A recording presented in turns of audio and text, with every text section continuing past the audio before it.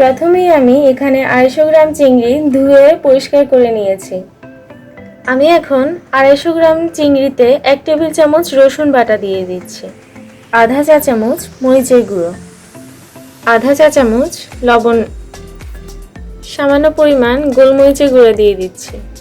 এখন আমি দিয়ে দিচ্ছি 1 টেবিল স্পুন ভিনেগার।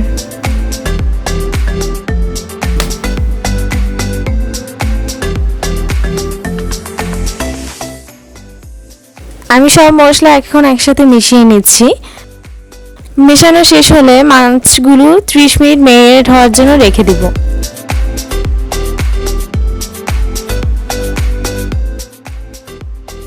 দুই টেবিল চামচ ময়দা দিয়ে দিচ্ছি, আর সাথে দিচ্ছি 1 টেবিল চামচ চালের গুঁড়া, 4 টেবিল চামচ ওটস ব্যবহার করব। সামান্য পরিমাণ লবণ দিয়ে সবগুলো উপাদান একসাথে মিশিয়ে নিব।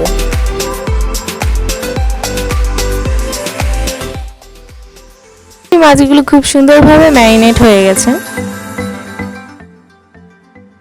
এখন আমি মাছগুলোকে ভাজার জন্য প্রস্তুত করব।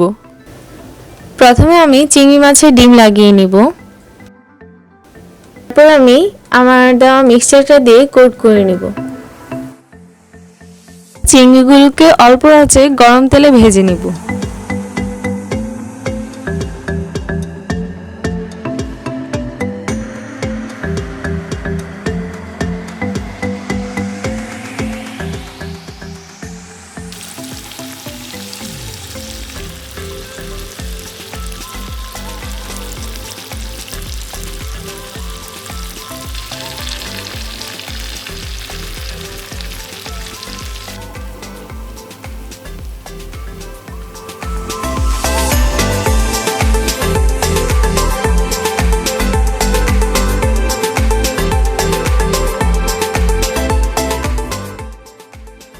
গোল্ডেন ফ্রাইড প্রন তৈরি হয়ে গেল।